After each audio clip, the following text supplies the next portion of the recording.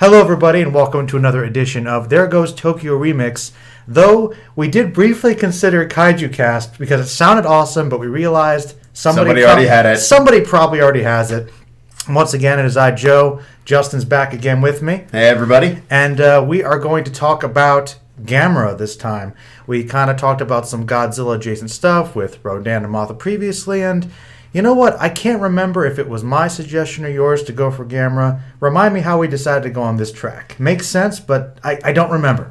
Well, I mean, back when we were doing Film Fanatics, one of the first things I ended up getting you was the Heisei Gamera trilogy, and we've been deciding forever that at some point we're going to watch these and we're going to talk about it. Mm-hmm. And then we decided, okay, we're going to do more kaiju stuff. Mm-hmm. And it just sort of felt like a great opportunity. But if we were going back, we figured we might as well cover OG. Yeah, definitely. And honestly, I'm glad you suggested it because it makes sense. I mean, if there is one other big monster, I guess, franchise separate from all the Godzilla stuff, it's obviously Gamera. Definitely. And so we watched the original. I believe it is, the Japanese version is Gamera the Giant Monster. That is correct. Pretty simple. And my favorite title, Gamera the Invincible, which is the... And that's so much more oomph to it. Yeah, I was like, and that's why when I was searching for it, that's the one that gets pushed more. Mm-hmm. And I honestly thought that was the actual title and cut, but no, it's kind of... And I wonder if it's been overtaken. We'll get into it more, but I guess... I forget who does plot synopses or not. It's pretty simple. We kind of go back and forth, but it's no biggie. I don't remember last time, so... It's pretty simple because it's a giant monster movie, but basically there are these researchers there, I guess in Alaska with the Eskimo tribe, investigating ancient ruins or something, and it finds out that there's, of course, a nuclear blast, and as these things often do. You know, in these sorts of movies, right? Yeah. And, of course, whether he was awakened or created or both, is a giant turtle, Gamera. You're revealed pretty early, and then the rest of the movie is basically the scientist, very similar to Godzilla, trying to figure out a way to destroy the giant turtle, and there might be some ancient legends, and then just kind of experimenting different ways to destroy the thing, and they eventually do culminate. Well, we can finish that. There'll be spoilers later. If you haven't seen Gamera, I actually never did, so I was surprised. And there is also a subplot about a boy that loves turtles that... I know Justin's excited. I just was thinking like... I can't wait to cover this part. Yeah, but that is also a plot as well. Seems to really like Gamera. That's sort of his thing. And that's pretty much it. I don't know. Where do you want to go from here? Do you want to hear my thoughts, your thoughts? Because you told me... All right, because this was the thing. All right, I couldn't wait to tell you this. So I'm taking over. I mean, forgive me.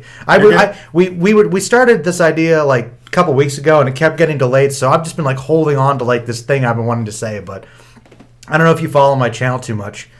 I was so inspired by this ought to be good. By Gamera, because I watched the cut. I watched the American edition first because I figured I did too, actually. Oh, good. I'm glad you did. I'm glad you did, because I'm thinking, that's easier. And then you were like, make sure you watch the sub first, original cut to be fair. I'm like, okay, sure, whatever. I'll do that, I guess. But look, I thought watching Gamera the Invincible was one of the best experiences I've had in a long time. And if you don't believe me, and I wish you had been there to watch with me, we should have. We should make it we need to get a group together to do that. It's a drinking game thing, and I didn't realize this was like one of the great, Mystery Science Theater riffs. I didn't realize how good this was. I put up a clip of the scene. Spoilers. The scene where the damn kid gets on the train and the reporter guy's trying to save him and struggling. He's like, "What's wrong with you? Are you crazy? It's my friend." Like, I could not breathe. I was laughing. I rewound that scene 3 times because it's this brilliant... I'm sorry. It's this brilliant... It's a great scene. It is a profound, amazing combination of all the... Because I was giggling... Okay, all right, my experience watching the dub was... All right, I don't really... The first couple minutes, it seems pretty basic. It's okay. Gamera seems cool. But like 5-10 minutes in... Especially with all the little stuff going on with the reporters, the weird American inserts that are kind of meta, combined with the cheesiness, I was like, this is kind of hilarious. This is kind of fun. And I kept laughing, and it kept getting wackier and wackier. And I thought, is this a dub issue? And I learned later some of it wasn't. And just that kid, it all culminated with the big explosion. And then they're alive afterwards for no reason. Somehow they survived. This explosion with Gamera hitting the fuel tank. And I was laughing so much. I put the clip of myself watching again on my channel, and I titled it "One of the Best Scenes in Cinematic History." And I have not laughed so hard at something in a long time. It was a great experience. And I was surprised, actually, when I watched the sub original, that the silliness of the plot is still kind of there. It's actually not as changed as I thought. Yeah, like, I'm like, is this an American? No, not really. There's some silliness from the original, but those are my thoughts on just my general feeling. And then I watched the original, and I thought, okay, this is a pretty solid monster movie, but there is some goofiness and some stuff that doesn't quite work for me. Mostly, can you guess it? The whole kid thing, which the B story is.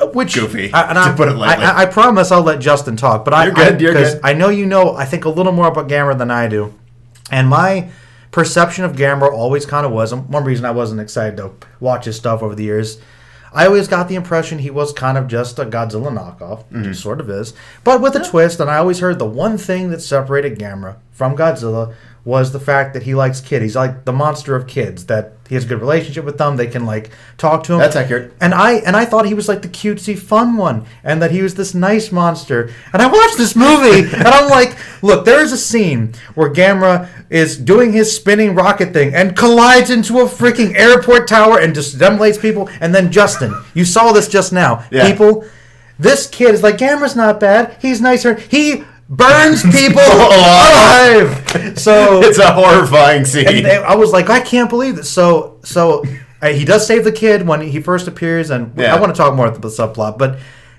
spoilers, that's one thing that neither version quite worked for me. It was hilarious, but I'm like, am I missing something? Like, the whole lore of Gamera clearly was not developed in this movie. I'm like, what?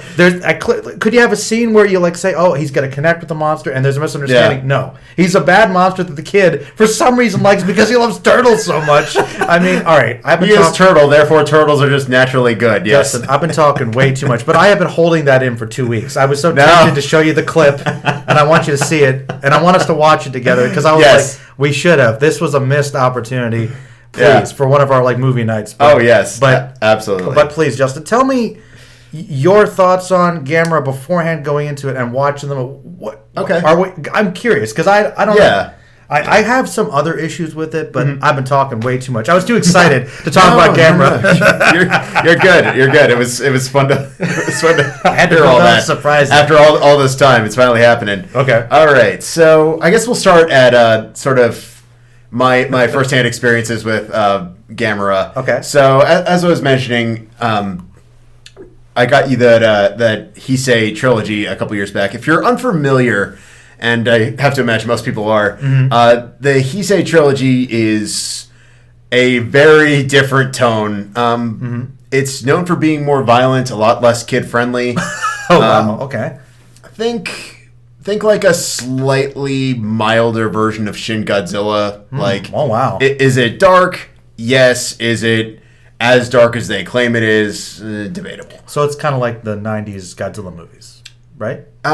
Yeah, very much like the Heisei era. More mature. So think like Biollante, 85, et cetera, et cetera. Darker, got it. I saw the first two. I've not watched the third one yet, but oh, nice. Okay. much like your experience, though, I watched it late at night with my brother, and we just had a great old time with it. I think largely because I knew about Gamera.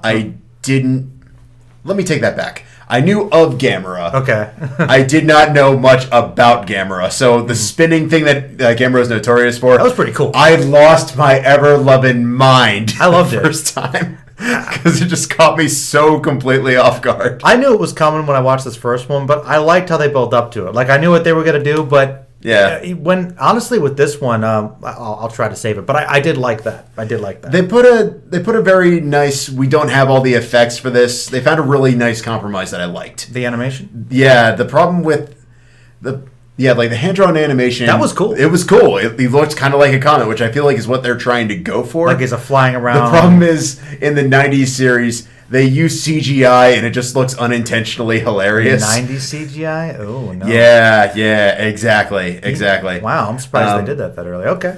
Yeah, I mean, the 90s had CGI. It just wasn't great CGI unless you were like James Cameron. I know, but I know the Godzilla ones of that period didn't really use much CGI. It was still pretty costume-based, like models. Oh, yeah. No, I don't think that... Not that I can remember. The Godzilla movie started playing with CGI until, I think... Millennium or something? Yeah, like Godzilla 2000, which was ironically made in 1999. I think they did that one on purpose. Yeah. Because that's right. He was CGI underwater, right? He was CGI underwater. The monster he's fighting is CGI. Orga, right? Orga, correct. I always forget about Orga. But sort of like you, my perspective on Gamera was very much Gamera's a Godzilla knockoff. And I have seen many a Godzilla knockoff. Britain had Gorgo, which was basically let's do Godzilla but King Kong. Wow, I forgot. I'd never heard of Gorgo. I've heard the name, but it's one of those. It sounds like it should be a great old time. Gorgo the monster. Yeah, it's not. Jeez, all right. Yongari, which was from Korea. It was riffed on by the Mystery Science Theater 3000 reboot. Probably one of their better episodes. I recommend it. Okay. A lot of fun. Ironically enough, does very similar things to what this Gamera version does, but much sillier, much goofier. Okay. And I mean, even Toho to varying degrees. You had Rodan, which was basically let's do Godzilla but with wings. Yeah, very much so. I was thinking about that too when I was drawing the comparisons. I'm like, well, that was made by Toho, so okay, they're doing it again. But remember talking about it, there was enough different with Rodan, like the build-up. Yeah, and honestly, taking all of that into consideration, I would probably say of the Godzilla knockoffs, I don't think Gamera completely escapes the Godzilla knockoff mold. No. But he's probably the least bad of the entire ensemble. Well, I can imagine that. I mean, he's certainly the most famous. And I was thinking, well, believe me, I wanted to watch more after this. Spoilers. Oh, yeah. I really did. I'm like, okay, remember on the fence, I was debating, like, if I watch Gamera and I don't, maybe won't. We'll see how many Gamera do. I'm like, believe me, I see there's a couple there, like, whatever the next one is, I want to watch it. Like, I have them all, so we're ready to go. Yeah, I'm down to watch more Gamera for these, but... I definitely felt that there was some obvious comparisons there because they were clearly mimicking it. Yeah. For the most part, though, I didn't mind because, honestly, one of the highlights of the movie was very simple, was every time Gamera came on screen, I was like, yeah, because he is a well-designed monster. I actually kind of enjoyed him moving around, like when he is destroying the cities. It seems, I mean, clearly he is kind of silly because it is a giant turtle, but the level of design with his tusks, with the scales on his back, with the shell, I mean... Yeah, I was going to say, he's much more elaborate than way back in 1954 with Gojira, but it's also over a decade difference. Yeah, and obviously Gojira made a lot of use of the shadows to kind of hide those imperfections and the forced perspective, which is great. But honestly, for what it was, I thought that it was pretty impressive with the movements, especially. Oh, definitely. And they played around with, like we said, animations, and I think maybe some little puppetry in the faraway shots when he's on all fours, bit, yeah. which was kind of... So there was some creativity. I really liked Gamera and his design, his destruction. I actually thought it was sold as a, fairly serious old monster movie. It was not... That element wasn't that silly.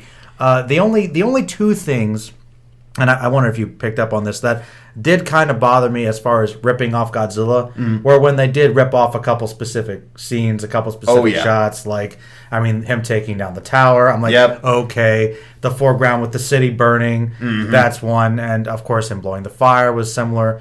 And I think there was another one, too, that was pretty clear. But those are the ones that stood out to me the most. Oh, definitely. So there were a couple shots that I'm like, okay, that is clearly... Somebody was a fan of Gojira. And just let's do the shots again. I'm like, okay, I get it. But I'm like, okay, those were done better in the other movie. Yeah. Clearly. But for the most part, though, one thing I also did like, I really appreciated, was kind of like Rodan and Mothra, was that the way they defeat Gamera is different. It actually is, in some ways, more creative than Gojira, because you've got the big oxygen destroyer device. Let's convince the science to use it, and then that's pretty much it. They actually have to try a couple different things and come up with a morally, thematically fun way of there's kind of a nice sort of uplifting subtext with there. Like, it's not just one person. In the case of Gojira, it actually requires a multitude of different people. I think that's one of the things that kind of sets Gamera the Giant Monster apart from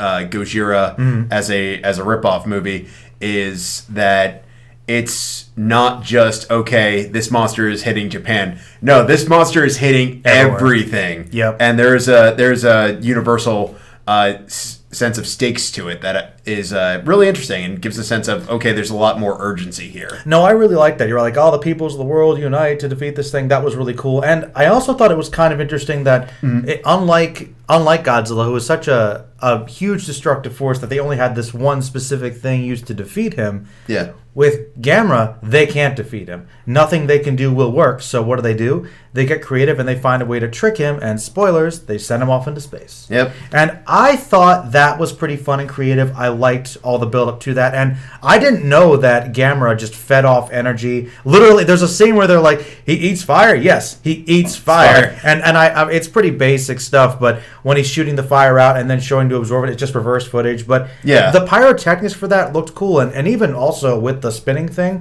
when he recedes the head into the shell and does it. Yeah. I was impressed It's by good it. practical effects. There's some really good practical effects, which I always appreciate. So, yeah, overall, I actually thought it was pretty fun. And I liked a lot of the story elements with kind of... We've heard about these legends of old monsters and they were true. Like there's some good themes there. Like I said, the only thing I didn't really buy was the kid element. Yeah, the B story. Which I thought was kind of the heart of with Gamera, so I was really confused because it was funny initially, but when I watched the more serious version with the sub, it actually just made me angry. Like, this kid is like either dumb or has some issues, and it just comes off as either an unwritten element or kind of stupid. It actually did annoy me. Like, why is this here? Like, there's clearly something unfinished here, and I don't get that. I don't know if you know anything about that. It was just not to my knowledge, but I mean, I agree. It felt underdeveloped. I know the later movies play with that too. The Heisei era actually does an interesting kind of angle with that because it's designed primarily as a trilogy. There's kind of a soft reboot after the third one, but there's kind of like an over arc of between all three movies. Okay. That sort of takes it in a different direction of, okay, there's some mystery. Here's this person. How does she tie into Gamera? And I'm not saying it's entirely bulletproof either, but I think that's just sort of setting the stage in terms of what this overall franchise was sort of becoming. Okay. That's one of the main things I think with Gamera is, with the exception of those movies, Gamera for the most part has a reputation of being relatively a family property. Okay. Don't get me wrong, Mothra definitely has slightly, how should I put this? Less intense fan base. Well, target audience I'll go with. I mean, I honestly don't know. So, but because I am curious, I'd like us to tackle the Mothra trilogy sometime because I do believe they're pretty well regarded. But it's interesting because Mothra is the only monster I know of that is pretty much just a straight up hero the whole time.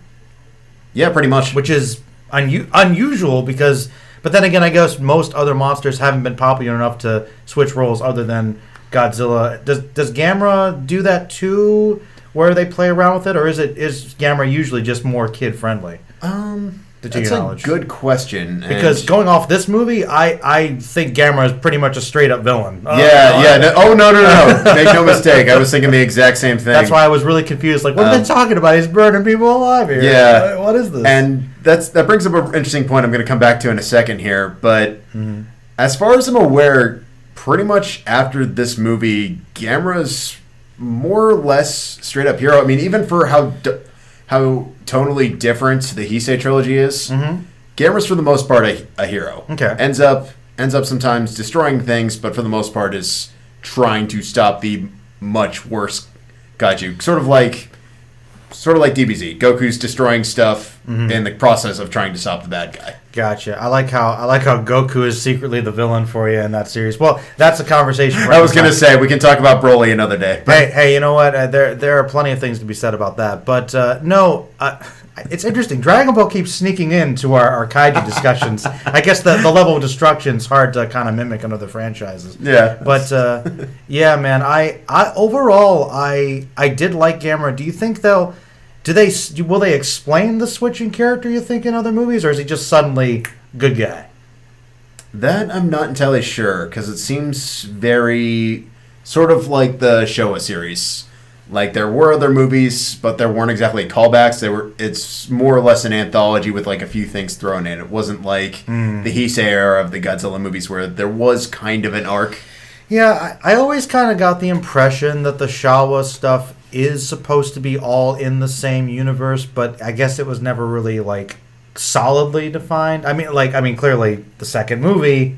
it's a new Godzilla, I guess. Yeah, Godzilla's back because reasons. I get, well, all right. I guess in the Godzilla, the original movies, I guess they would start with Mothra, maybe Godzilla versus Mothra, because I think that when they start tonally start of being the same, because then you start having direct sequels where they do sort of reference things that happen in other movies, but.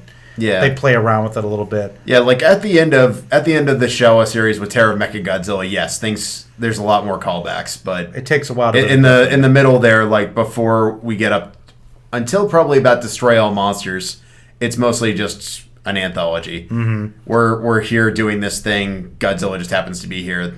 Antics happen. It's like soft reboot or something. So.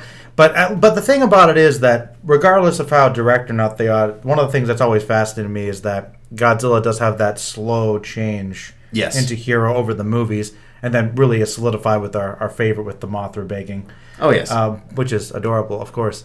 But but I'm just wondering if they're going to do the same thing or it's a dramatic switch. Because with Gamera, I know virtually nothing. Like, this has been my exposure. Well, all right. Justin, okay, you wanted me to watch the sub too, but you know something? I enjoyed the dub quite a bit, and I was surprised how, especially considering that I only counted one real scene that was cut out with the kid in the street. Yes. Not much was really taken out from the original plot. Mm-hmm. I definitely think it's not the same where in Godzilla King of Monsters, they literally no. Narrating whole parts taken out. This one seems like it's not as bad if you go into it. It's pretty much unchanged. Yeah, I mean, it's for the most part, it's still the same story. I would still view them as two different entities, but for the most part, they're still covering the same general narrative. Yeah, like nothing really changes dramatically. And to be honest with you, I wasn't entirely sure what to make of it, but one of my favorite things about Invincible was the American stuff in there, because it was kind of commenting on stuff that did happen in the movie, but trying to, I don't know if it was analysis or meta humor or something, because when the academics are kind of arguing about it seemed like that was some biting satire about, like, okay, people arguing about something like this would happen and the incompetent general's not doing anything. I kind of enjoyed it. I thought there was some fun stuff there that I thought was more respectful than I was expecting. It's actually kind of funny that you mentioned that, because the American dub, granted, it does still have problems, but I thought the American dub was ironically better acted in English than the moments in the Japanese version where they insert English actors. Yeah, the English actor portions weren't particularly good. That's true.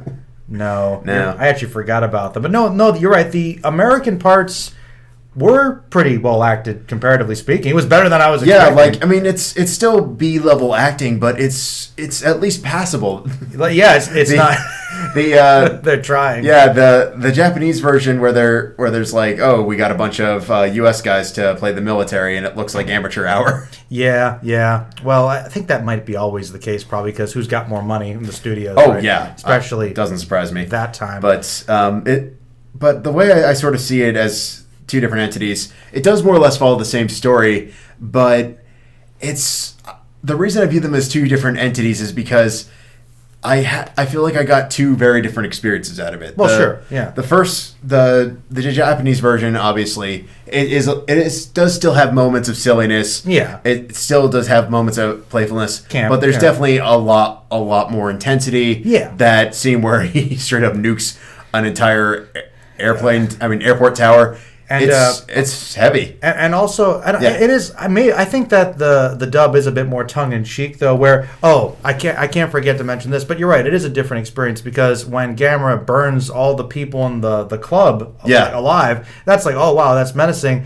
and it was more surprising in the dub, which I saw first. But beforehand, it's like, they actually do this thing where they sing the title song, which is a Batman knockoff, Gamera, and then like the band starts. How do they know about this song? Oh, Gamera's here, great. Da, da, da, da. Like, so it's kind of hilarious. I don't know if it had to have been a little intentional, but it's I think they're both very good experiences just for different reasons. Oh yeah, no, I mean, even like 15 minutes into the movie, I was texting my parents like, "You need to watch this. This is freaking hysterical." Yeah, I have to say, man, just in general, I was kind of on the fence about Gamera, but if we want to watch more of these, I'm down for it. Oh, absolutely. Because I was like, I have to watch these again. These were great. Yeah. These are both very good. One thing that did surprise me, too, and I wanted your opinion on this, because this fascinated me. Go on. I try not to take into account Rotten Tomatoes too much. Yeah. But Rotten Tomatoes has not been too kind to either version. Oh, really? They're both equally at 20%. Oh, my gosh. And I know that, I guess Gamera has a reputation as being like a bad movie, maybe because of Mystery Science Theater, but Probably. Honestly, for a kaiju movie, I thought it was pretty good. Yeah, like, I was legitimately entertained. I think I can say with relative confidence, the first one, the Japanese OG, is actually pretty good. Yeah. The dub. Yeah, the dub. Thank you. American version, yeah. Yes. Whatever. Gamera the Invincible. The Invincible. The much more exciting title. Mm-hmm.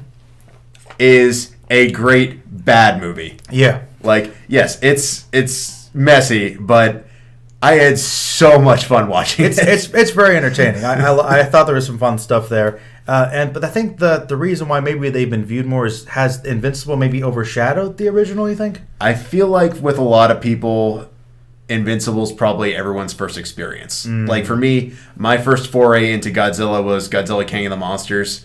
And, oh boy, thank goodness for Sci-Fi Channel marathons as a kid, because I feel like if that would have been my sole Godzilla experience, I would have never came back. That's interesting, because I grew up with that one as like my main exposure, and I didn't mind the American stuff as much. I guess as a young kid, it actually helped it make sense for me, some things. But the interesting thing about that was I had a couple other, I'll tell you the ones I remember. Maybe this will make sense for you. Not to go off too much, but there were a couple VHSs that I actually had owned that I guess my parents had got me, my mom got me or something. It was Godzilla King of Monsters, Godzilla versus the Sea Monster, of course, and Godzilla versus Megalon, and I think Godzilla versus Gigan. I think those were the ones that I had and watched the most. Okay. So those might be the ones that were close to me. So I think the combination of being able to rent a bunch of other ones from Hollywood Video, whatever, combined with owning those ones. But you're right. If it was just King of Monsters, I don't know if I would have liked Godzilla quite as much. But thankfully, I was exposed to a lot of different ones. But I don't mind it as much as some people do. But obviously, Gojira is much better. Oh yeah, much better. Definitely. But it's interesting to me that wasn't released until that long ago. I think when we watched it, it was fairly new in terms of like an official DVD or Blu-ray release, right? Like 5-6 years ago or something. That's a good question, actually. Because it's so hard for a long time. So hard to get a hold of all that stuff. Yeah, I know in the 2000s. I don't know the exact date on hand, so if I'm wrong, listeners, please feel free to criticize. But we're fans, not always experts. Yeah, I want to say like 2006, 2007. I remember seeing advertisements saying, "Oh yeah." Gojira, it's gonna be on DVD for the first time, uncut. It was never uncut, but yeah, it was never. I think uncut. Well, yeah, if they were gonna cut anything, cut all the blood squirting out of the necks and stuff, which still shocks me to this day. Oh yeah, no, it's a dark movie. Yeah. But I remember seeing that and thinking like, oh wow, this is a whole different thing. And then we ended up watching Gojira for There Goes Tokyo and was like, whoa, this is awesome. I'm glad you got me to do that, because I always loved Godzilla as much, but that has been solidified as probably one of my favorite movies. Easily. Love it. Absolutely wonderful. Yeah, like every time we come back to it, I find something new to appreciate, and it's just a fantastic piece. So, clearly the shadow of Godzilla has been cast over everything. Yeah, I can't escape it. I think that's sort of there's sort of a similar problem in terms of that, and also like the early days of anime coming to the U.S. we would get these shows, but they would have like these terrible dubs, or like the script would just be completely random. Well, all right, you've actually opened up a little subtopic I was curious about, because as you may have noticed, one of my new loves in recent years has kind of been exploring the campiness and kind of low budget sci-fi stuff, and the So Good It's Bad, all those cult classics. I kind of revel in like how that works and the good stuff there. And I guess much like old school Doctor Who or Star Trek or something, I kind of put Godzilla movies and whatnot in that same foray where the campiness is there, but that's kind of a part of it you embrace. Like even in later movies, they still stuck with the costumes and miniatures, and that's fine, that's accepted, and that's something that I think is kind of unique to that, and I wonder why that continues to be so prevalent.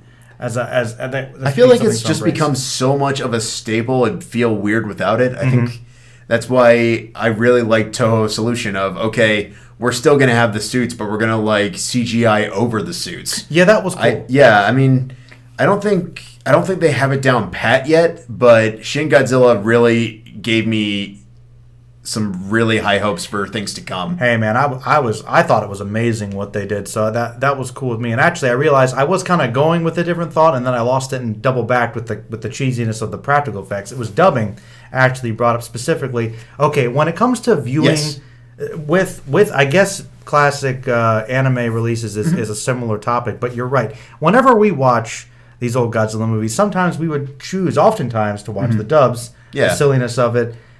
How much do you think that goes into judging the enjoyment of it? Because we talk about the bad dubs, but I think we thought of some of them as classics.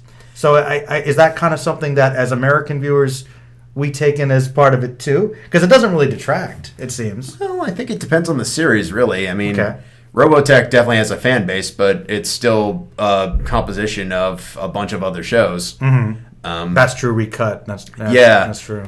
Admittedly, I haven't seen a whole lot of Robotech or source material, which I know I need to come back to at some point in my life. But only seen, because somebody actually let me borrow it, the Macross Plus OVA. Oh, okay. Which, as a bottle thing, I recommend, because I thought it was a really cool thing, but I still don't know if I understand Robotech at all. There's even when I was playing the games briefly, I was like, there's a lot going on here. I feel like I need like 30 episodes to catch up. Yeah, it's like Metal Gear or something. Exactly. Like, we need to pull up the encyclopedia. All right, I can look this up. Okay, that's what they're talking about. So that's what happened in that game from 1992. Got it. Okay, don't have to play that now. Let's just flip through.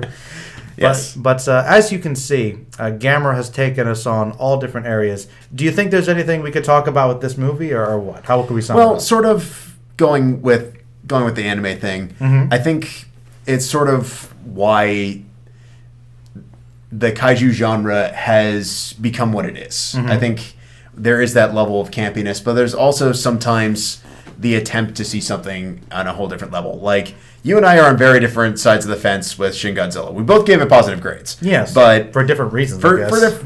Well, I don't know, different sides of the fence. I mean, you have to explain that to me. I thought we both pretty... Well, wait. I guess I thought it was pretty amazing. Yeah. I know you didn't like the red tape. I think the satire is counterproductive. I think that's sort of a longer conversation than we probably have for this episode. We'll do Shin Godzilla some other time. Yeah, it's coming, listeners. Right. But I think what we're seeing occasionally is the attempt to tell a deeper story. We saw that with Godzilla versus King Ghidorah in 1992. We saw that with Shin Godzilla. I would argue with a little bit mixed results, but I know way more people that are totally fine with that than me, and trust me, we'll get much more into that later on. Sure thing. But I think there's that sense of, okay, you know what you're going in for, you got it, and that's okay. I think for me, the kaiju genre works best when, yes, it is silly,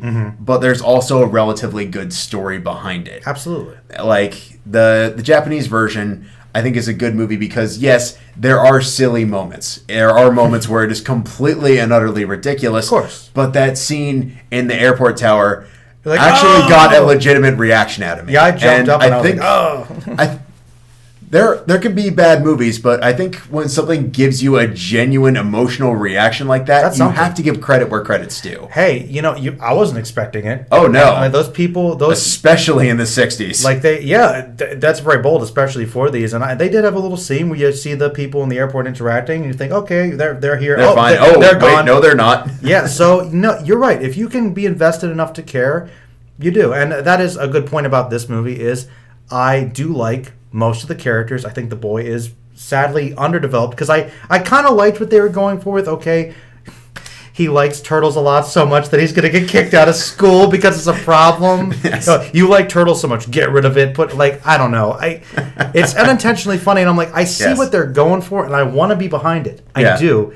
But they never go anywhere with it. Even if they went supernatural, what was his turtle's name? Oh, Chibi. Chibi goes off and he's actually like Gamera. And I was like, it would have been cool if we hadn't automatically seen he'd been awakened. And what if he did become mutated? And that would explain their bond. Yeah. All turtles are the same. They're all nice. I'm like, I hope so, because this turtle's not going around destroying everything. So, other than that element, yes, I do think it was actually well paced and very reminiscent of Gojira. Yeah. But well done. I believe I was going to say, I still feel like it stands on its own. It definitely knows where it came from, but it still manages to craft its own identity, which I appreciated. Definitely, with his unique power set, kind of the interaction with the boy, and how they resolve getting rid of him. Mm-hmm. And I think with his power set, he's different enough from Godzilla that I can understand why people would want to see more of him. Definitely. So, that's generally how I feel about Gamera. I overall liked both versions for different reasons, but I'm down to see more. Absolutely. I'm totally in for it too. All right, I think that probably wraps that part up, but I know that we might come back to Gamera in the not too distant future, but as of this recording, we've got Godzilla vs. King Kong coming up. Yep. So the next couple podcasts, hopefully we'll get them done in the next month or so here. We're going to talk about some Kong stuff. Absolutely. See, I have never seen, at least in full, the original King Kong, so I have to get that out of the way. Yes, you absolutely do. I have to do that. And then we have a list of some other ones we might try to knock off, but we'll talk about King Kong, and then we'll do some Kong stuff for a while, I think. Yeah. If we want to. And then after that, we might do some Gamera, or maybe we'll do some more off-the-cuff stuff. Yet to be decided. Oh, yeah. We'll play it by ear. Yeah, so if you have any ideas, listeners, just let us know. But either way, it's always fun to watch these and talk about them with you, Justin. It's good stuff. Too. Remixing the, kaiju the stuff. script. Man, I know Kaiju Cast is out there somewhere, and I'm mad you brought up. I'm like, that's so catchy. That sounds so good, but no, the remix is good. There Goes Yes. Tokyo is. I'm just glad Blue Oyster Cult's not, searching, suing people But yes, I'm so tempted to use that at the beginning. I just have to. But if there's one thing that online people don't like for copyright, it's music. So I'll just settle for the Godzilla growl in the meantime. Oh yes. But I think that's it for Gamera. I think so. So I'm going to say end it there, and thank you for coming, Justin. Thanks for having me. Everybody, thanks for listening, and we'll see y'all later. Take it easy, everybody.